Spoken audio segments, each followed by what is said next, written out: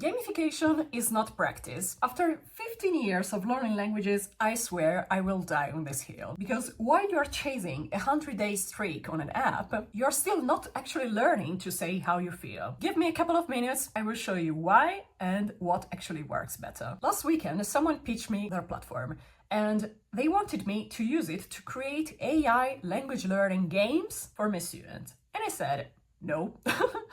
This person actually told me that he had a letter of intent from a university language center, as if that would change my mind, but actually it doesn't. I regularly work with people who actually spent years in those university language centers without actually getting the results we wanted and not being able to hold the proper conversations after a long time. So actually that made things worse for him, not better. And now let me be clear about what I mean, because I'm not against everything. Some kind of gamification maybe can be interesting, maybe a little bit of a review. Especially, let's not misunderstand gamification for like playing with other players. I mean, playing a game with other players and using the language to chat with the others. I mean, this is not gamification. This is actually pure communication.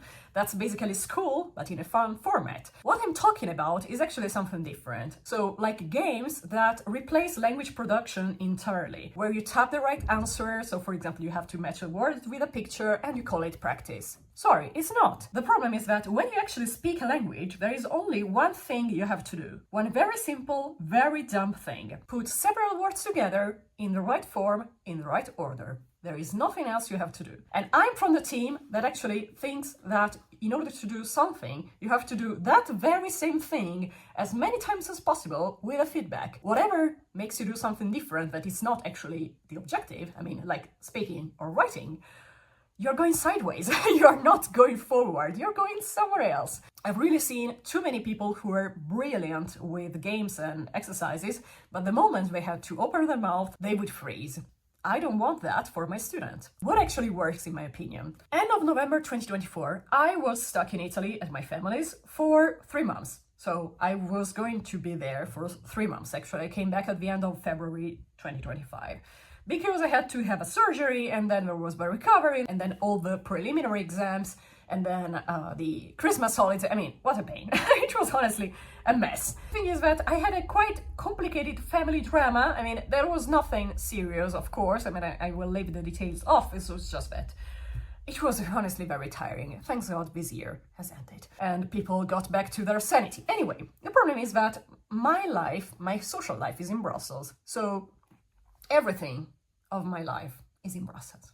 And I was stuck far from my routine, from my friends, from the events I go to, from my habits in general. So I was honestly suffering a lot and I had nothing but time. So my first instinct was to open a Russian textbook I bought 7 years earlier in Moscow, the one that I used during actually my classes there. And I lost about a week because structured exercises felt pointless if I had nowhere to go and nothing to prove, I mean, to anybody. So instead, I started writing actually. I just started jotting down some thoughts, almost by accident actually, in Russian. And it was half a page, actually almost every evening. 5 or 6 sentences about whatever was on my mind, the frustration, the situation, things that actually mattered to me, as usual. Think about the self-reference effect? Check out the video in the description. And they were just my thoughts in Russian on paper. And then it was just the kind of writing that you would be embarrassed to show anyone, honestly, because it was nothing particularly shining, and I was just trying to express myself in Russian. But that's exactly the point. I mean, nobody was grading it, and I was just getting my hands dirty with the language every single day. So every evening I would take a photo of the page and post it to a Telegram group I'm still part of actually, and which is an accountability community of Russian women who, and we try to take up a different habit for every month, or we can take the same habit for a longer span of time. And the thing is that nobody commented. So the women were usually taking other habits than me. Someone else was also journaling, but for example, they would blur the page before posting just to keep it private. I mean, nobody cares. There were no comments whatsoever, just people maybe adding an emoji like that. Nothing more, just to showing up that we showed up. I mean, and 3 months later, actually, once I was back in Brussels, I sat down for a 2-hour conversation with a Ukrainian friend of mine in Russian. And at some point, he told me that what the heck has happened in Italy? I mean, how come do you speak like that? Did you have a lot of contacts with Russians probably? Maybe Milan? And I said, no, I was stuck at home because I didn't have time and I couldn't go to Milan every single day or something like that, or go to events for Russians. I mean, no, I was not. I was home, writing half a page a night about things that mattered to me. And he went quiet and he said that he was starting to question his approach to learning French. Half a page every evening, no games, no app. I was just correcting it through ChatGPT, and that was all. I was reading out loud every single page after I had corrected it. For example, you could also just post a picture on ChatGPT and listen to the pronunciation, because honestly it was quite reliable. And then I would try to repeat just once or twice, not more than that. And at some point I started reading out loud. I started telling out loud what I was going to write, so that I was linking my brain to the mouth and not always to the pen, because otherwise, of course, I couldn't. It would have been much harder to talk for 2 hours straight when your brain is linked to your hands or to your pen.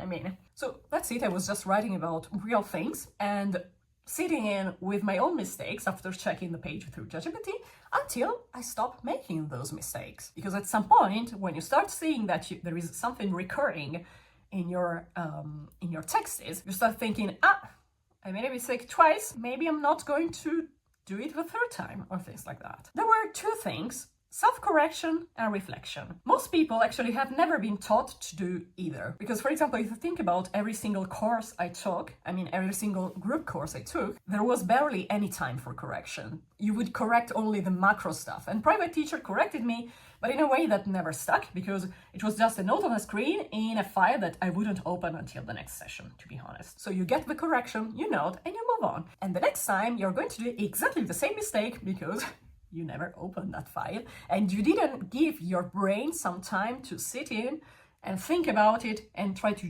digest and reflect. That's actually what you need to avoid repeating the same mistakes over and over again. And here is what I propose to my students. There is the writing side and the speaking side. For writing, in my school community, and you can check the link in the description, you can write about whatever comes to your mind. It's better actually to write something real and not like an exercise. Then you can use AI to correct yourself, and you repost your original text with the corrections made in with another color, exactly like I did here, in my case, in Russian.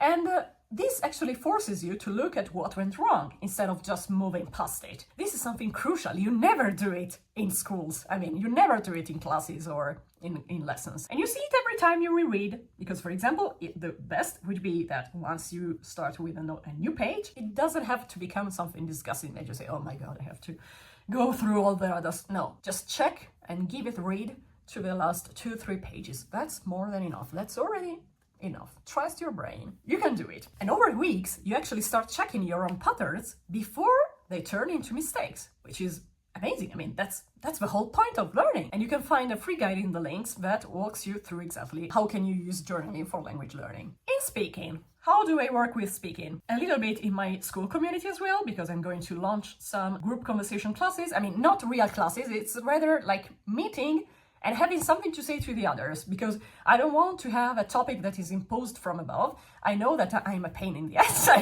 as a kind of teacher, let's say, because I do the opposite of what normal people do. But I think that everyone has such different needs that it's actually much better if someone prepares something to say to the others. And it doesn't have to be interesting for the others. It has to be useful for us. Yes, we can be very egoistic. And if you want something more tailor-made and more personal, you can simply work with me through WhatsApp. On WhatsApp, we work through voice messages, and you record yourself, you listen back, and you fix before you send. This is actually something that you can do. If it's too hard, of course, I'm going to give you feedback. But still, listening back to ourselves is something that nobody teaches us, but it's extremely important, especially when we realize that we have a series of recurring mistakes. So we have to slow down and re-listen to ourselves. This is actually just the way to fix it once forever. When we reflect, we are going to fix the pathways in our brain. That's the whole point. It's so dumb, honestly. You just have to do it over and over again. And then my feedback, of course, comes on top of what you've done. But still, the part about re-listening to ourselves can already change things quite a lot. Language Language learning is really not complicated, it's just a very dumb exercise. And everything that moves you in another direction is costing you time. Moreover, there is a very nice thing that is happening in the frequency circle that honestly I didn't expect so fast, which is actually people commenting each other's posts, which is amazing. I mean, even with a small group. And so recognizing ourselves into each other's struggles, noticing when someone does something cool, I don't know. I mean, it's really nice to see how people already started engaging in the comments. And starting from this week, there will also be group conversation sessions in Italian, English, and Dutch. They are short, relaxed, and rather built around the fact of having something to tell others than actually